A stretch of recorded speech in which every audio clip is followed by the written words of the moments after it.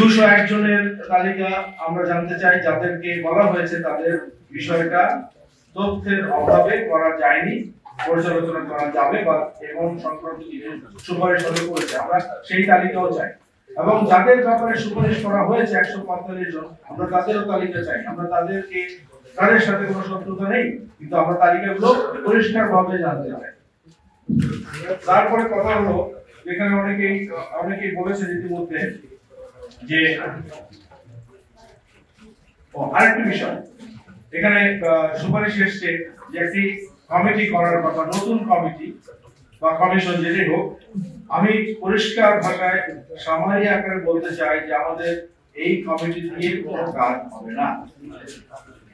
আমরা নতুন একটা কমিশন চাই, যে কমিশনের প্রধান কোন সামরিক কর্মকর্তা থাকবেন না, একজন অবসরপ্রাপ্ত বিচারপতি অসামরিক ব্যক্তি হবেন এই কমিশনের প্রধান। যেমন বিডিআর ঘটনায় একটা কমিশন হয়েছে এবং তারা, আপনারা জানেন, একটা সুন্দর রিপোর্ট দিয়েছে এবং দেশ বাহবা দিচ্ছে সরকারকে। এই সরকার অনেক ভালো ভালো কাজ করেছে, সরকারের অনেক ভালো উদ্যোগ আছে, কিন্তু যারা উদ্যোগটা বাস্তবায়ন করবে তারা যে ভিতরে ভিতরে বিক্রয় হয়ে গেছে এটা কিন্তু অনেকেই জানে।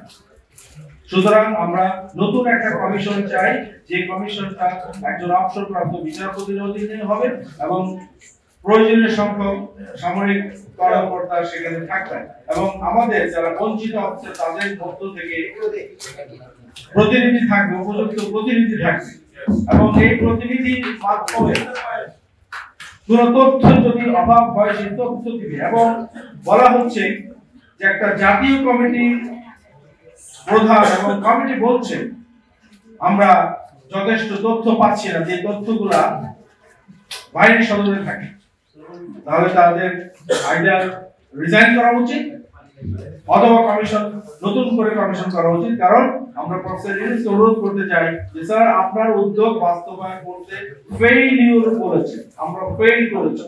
সুতরাং যারা ফেইল করে তাদেরকে পদে না রেখে তাদেরকে বিদায় করেন, নতুন ভাবে আপনি কমিশন তৈরি করেন এবং এই কমিশনের মাধ্যমে একটা সুন্দর কাজ করে যান।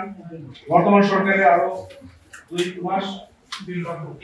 মাস সময় আছে, 1 মাসের সময়ের বেশি লাগার কথা না। যদি সত্যিকার ভাবে কাজ কেউ করে, এখানে কোনো ইভেন্ট বাস্তব ক্ষেত্রে কাজ করার জন্য একজন মিড লেভেলের মেজরই যথেষ্ট, তথ্য জোগাড় করা এবং সুপারিশ দেয়া।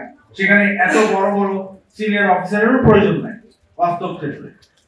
সেজন্য মানসিকতার পরিবর্তন দরকার। আমি আসলে কি পক্ষপাতিত্বহীন ভাবে একটা দল যারা বঞ্চিত এবং সারা জাতি জানে 17 বছর ধরে বঞ্চিত হয়েছে, পুরো দেশকে অচল করে দিয়েছে, এই অবস্থায় সশস্ত্র বাহিনীর অফিসারদেরকে যদি আমি ন্যায় বিচার দিতে পারি, এই মানসিকতা যদি আমার না থাকে, তাহলে কোনো কমিশন দিয়ে কাজ হবে না। প্রথম কথা হলো এটা। সুতরাং মানসিকতার পরিবর্তন দরকার। নিরপেক্ষভাবে এই সুবিধা দেওয়ার মতো করে চিন্তা করে তাদের দরখাস্ত বিচার করুন। আমরা এটাও বলেছি বিভিন্ন ফোরামে যে যদি পাওয়া যায় যে কোনো অফিসার অন্যায়ভাবে মিথ্যা কথা লিখে দরখাস্ত করেছে, তাকে শাস্তির আওতায়